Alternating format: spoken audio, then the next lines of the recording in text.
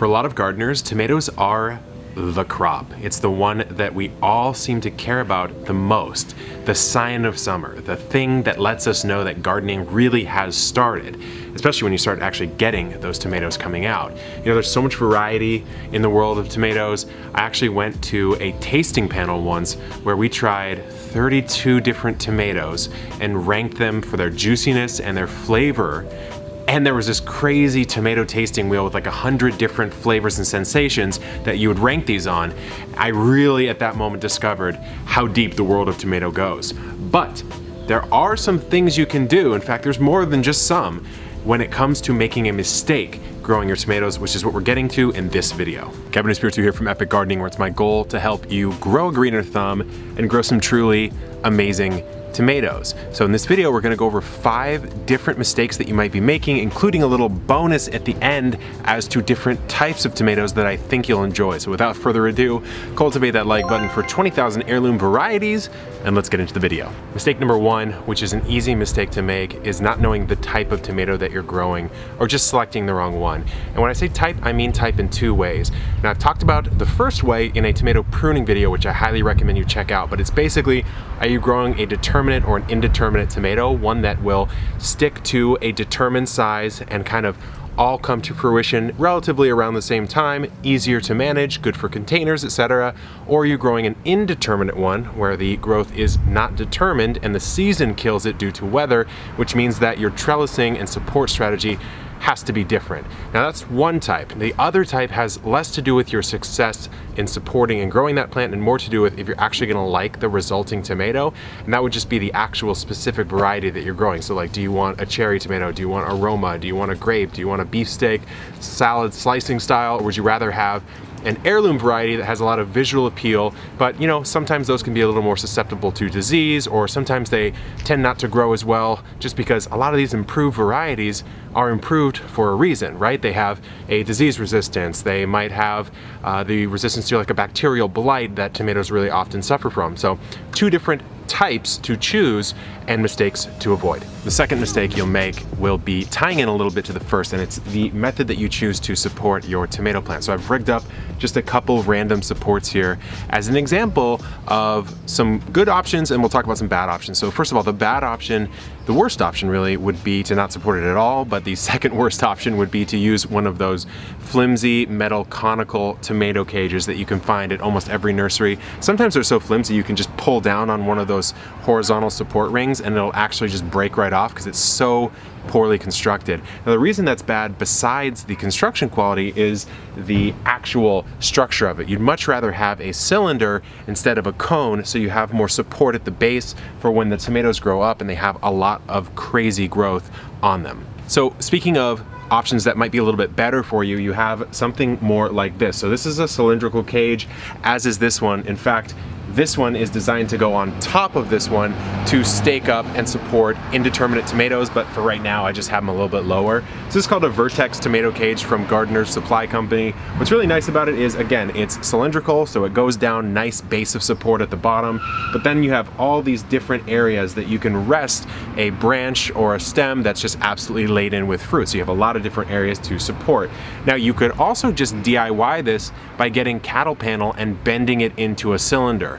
So that's one fantastic way to do it. All you need to do is kind of zip tie it together, stick it into the ground, and you have a really nice and relatively cheap tomato support. If you're growing tomatoes on a little bit larger scale and perhaps not in a raised bed and perhaps more in a row style planting, first of all, congrats because you have a lot of space, but second of all, you have a cool option available to you called the Florida Weave. And so let's say we have a post here and we have a post here, and in between these posts is our row of tomatoes, right?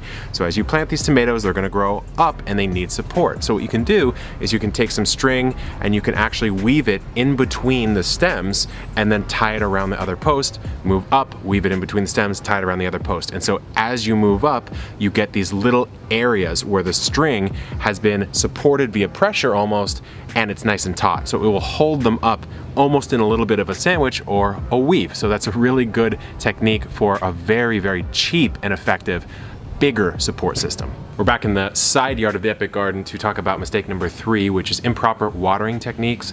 And you know, tomatoes, it really feels that they are the plant to not make these mistakes for sure, because they have some serious problems when they're either watered incorrectly or watered carelessly. So the number one thing that I would avoid doing is dumping water all over the top of a tomato, being very sloppy about it, because tomatoes are susceptible to a ton of soil-borne diseases.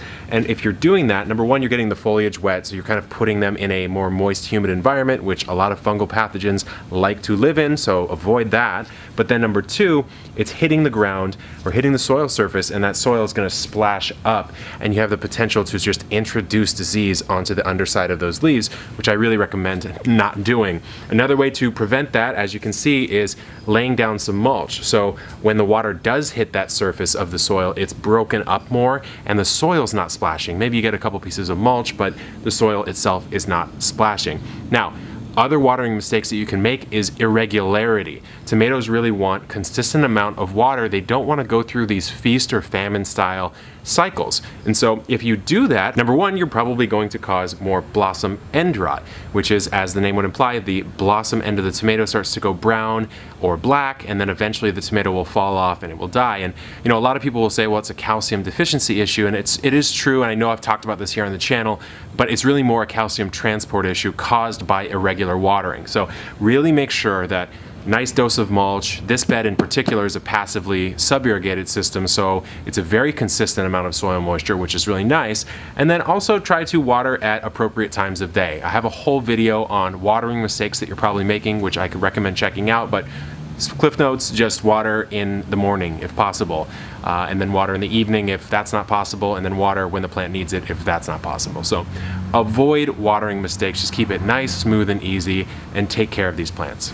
We're going to remain in the side yard garden to talk about some pruning fails for mistake number 4. There's a couple different categories of things you can go wrong with in pruning, and one of them would be to leave too much of this bottom growth, especially as the tomato has matured. So this one's nice and mature. I don't really need this little shoot right here, and I could probably do away with this shoot right here because it's putting off another little sucker. And again, I've talked about suckers very extensively in my tomato pruning video, so I won't really go into that too much. I just recommend you watch that. But you can see one right here. See how this is coming out? We don't really need this, and it's low on the plant. Again, this is a leaf that's low on the plant that we can clear out. Low on the plant just means it's probably going to get shaded out anyways, and it's a closer to the ground leaf, so it's more susceptible to getting some of that soil-borne disease. A massive pruning mistake that I've seen people make is topping off their tomatoes. Either way, if you've done that to a determinate, that's a really bad idea because it doesn't have the ability to grow anymore unless you've left a sucker shoot there to now become the new main stem. But even on an indeterminate, you typically don't want to prune off the top of your main leader stem. It just doesn't make a lot of sense. Now there's some other plants where this doesn't apply. For example, you know, basil, it's a fantastic way to bush out that plant, but with tomatoes the game is quite different. You're actually removing a lot more low growth and managing airflow, managing overgrowth, rather than trying to get it to bush out too much. So here's the before of a tomato plant before I've done a bit of a cleanup on it. And there's the after. It's really not that much different. I just took off a lot of non-necessary low growth and came through and cleaned up the suckers, and now we have more airflow and less propensity for disease. So the fifth mistake you may run into would be anything that falls under a fertilization error. And so the first, of course, would be under fertilizing, right? So if you don't give it enough, if you're putting it in poor soil, tomatoes are a notoriously heavy feeder plant, and so you may want to give it a nice healthy dose of compost early on. I don't really bury like an egg in the soil or anything like that. It doesn't seem to really do that much just from a scientific point of view. It doesn't make sense, you know, to add a lot of calcium, for example, to the soil with eggshells, but giving it a nice dose of compost at the beginning, giving it a side dress or top dress of compost halfway through the season can be a really good idea. Now on the flip side, most people probably fall into the over-fertilization category, and within that, they will either give it too much nitrogen early on and promote a ton of vegetative growth and not a lot of fruit and flower.